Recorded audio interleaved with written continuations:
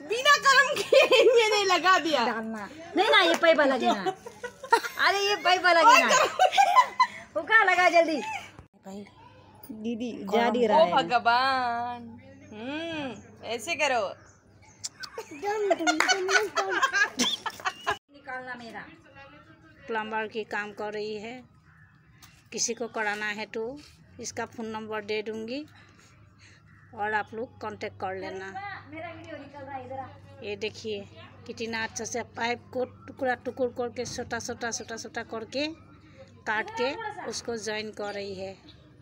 बहुत अच्छा प्लम्बर है, जो हाथ से नहीं होता है चाकू से कर लेती है। देखो एक एक करके जुड़ रही है, जुड़ के छोटा छोटा पाइप को लंबा करेगी। अभी देख लो, एक का बाद एक ट्राई करते जा रही है। गाइस बहुत अच्छा प्लम्बर है ये, आप लोग को चाहिए तो कांटेक्ट कर लेना। बीच बीच में किसी को बुला के अलार्म भी बजाते रहते हैं, किसी को बुला के अलार्म बजाते रहती है। अरे इधर आइए, लगा दे। हाँ, वो खुद से नहीं होता है तो दूसरों को भी बुला लेते हैं। और देखो उसका हेल्पर वो आ रही है, वो है। बहुत अच्छा प्लम्बर है ये, दोनों की दोनों प्लम्बर है। हाँ, कांटेक्ट कर लेना किसी को चाहिए तो। किसी का नल का टूटा हुआ है तो, पाइप खराब हुआ है तो बस बुला लेना। एक नया आ गई है, ये बहुत अच्छी है प्लम्बर। पैसा लेते हैं लेकिन जो काम भी अच्छा करते, वही तो बोल रही हूँ मैं कि छोटा छोटा पाइप को बड़ा बड़ा कर देते हैं, जोड़ फोड़ के तोड़ फोड़ के काट कूट के। देखो वो जे अंगुली भी काटा हुआ है, प्लम्बर है तो काटेगा है ना। चलो ठीक है, इतना बिजी है भाई क्या बोलूं। 100 का लिया, 150 का बना रही होगी। ये वाला पहले वाला कहाँ गया?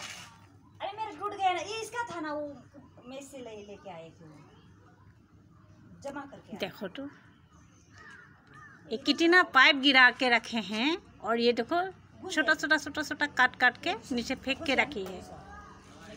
देखो उससे नहीं होगा तो वो हाथ काट गया है, उसको दे रही है।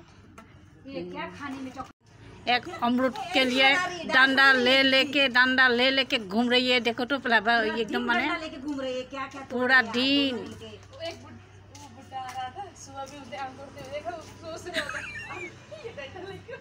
क्या बोले, एसटीसी वाले ग्रुप पे फेमस मत हो जाना, कोई फोटो खींच के डालेगा तो बोला उधर कोई नहीं। प्लम्बर ऐसा ही है, इससे नहीं हुआ तो इसको बुला लिया है। ये हो जाएगा, करो। और करिश्मा देख ही ले, इधर 3 प्लम्बर है। हाँ, फोन नंबर स्क्रीन में दे दूंगी, आप लोग कांटेक्ट कर लेना। जिसका नल का खराब हुआ है, पाइप खराब हुआ है, ये प्लम्बर 3 प्लम्बर को बुला लेना। एक पाइप का 100 रुपया। हाँ ये देखो, हाँ रेट भी बता दिए हैं, कांटेक्ट कर लेना। दो है बे, वो कितना जैन कर के परेशान, काट के। और ये फिर भी सेट है ही है। ये लेके आ, चल। बन गया है पाइप। ऐसे देखो लेके जा रहे हैं, ऊपर से कचरा गाड़ी भी आ गया है।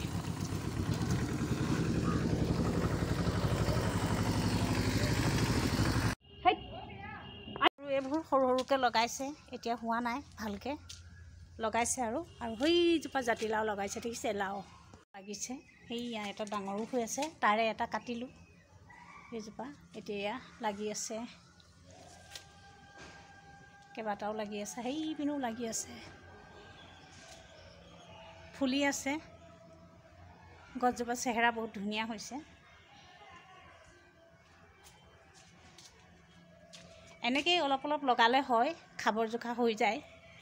ইয়াত বজাৰ চব্জি তব্জি বহুত দাম, সেইকাৰণে মানুহবোৰে অলপ অলপ লগায়। ইয়াতে ধনিয়া লগাইছে, সেয়া লাও লগাইছে, আৰু জিকা আছে, সেইবোৰ বিনছ আছে, লেচেৰা আছে, নতুনকৈ লগাইছে। এইবোৰ জিকা হৈছে, ধুনীয়াকৈ হৈছে।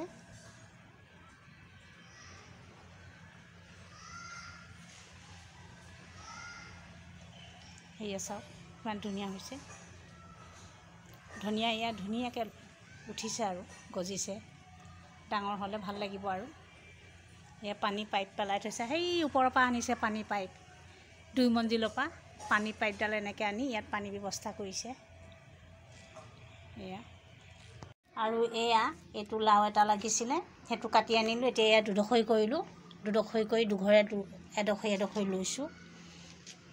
এয়া এডোখৰি মই লৈছোঁ, এডোখৰি এতিয়া মই মোৰ ভিতৰত থৈ আহোঁগৈ।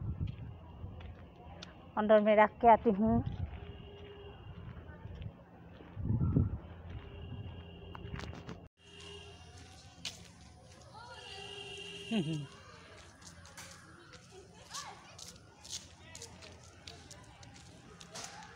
আমিবোৰে এনেকৈ ইয়াত লগাই খাওঁ, এনেকৈ হয় আৰু অলপ অলপ আমিবোৰে লগাওঁ। হৈছে এইবোৰ ছিঙি খাব পৰা হৈছে। আৰু এয়া শেষত ঘৰলৈ বুলি আহিলোঁ, ঘৰ পালোহি।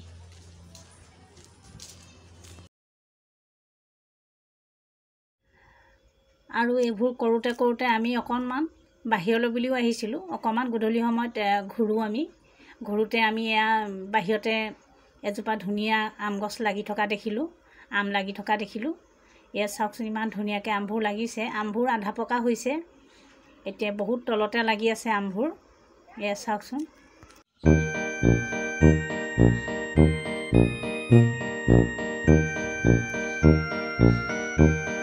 আৰু এইজোপা আম অকণমান ওপৰতে লাগিছে, ইয়াতকৈ তলতে মানে মাটি চুই যোৱাকৈ লাগে আম। ইমানেই চাপৰতে লাগিছে তাৰমানে আম। ইয়াত ফল মূল বহুত আছে, বহুত পোৱা যায়। ইমান ডাঙৰ চিটি যদিও ফল মূলৰ অভাৱ নাই। চববোৰ ভিতৰতে তাৰমানে লগাই ৰখা হৈছে, আমৰ পৰা লৈ লিচুলৈকে।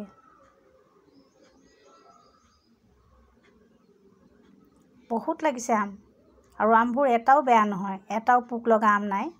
আৰু এইবোৰ আম কিন্তু এতিয়া কেঁচাতে বহুত টেঙা হয়, আৰু পকিলে মানে বহুত মিঠা হয়।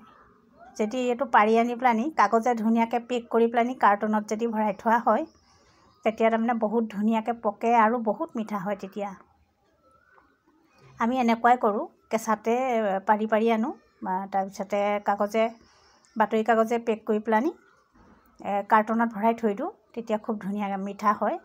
10 দিনমান লাগে পকোতে। মই ইয়াকে দেখুৱালোঁ, আৰু মোৰ ভিডিঅ'টো আপোনালোকে সম্পূৰ্ণকৈ চাব। পাৰিলে লাইক আৰু কমেণ্ট লগতে ছাবস্ক্ৰাইব কৰি দিব।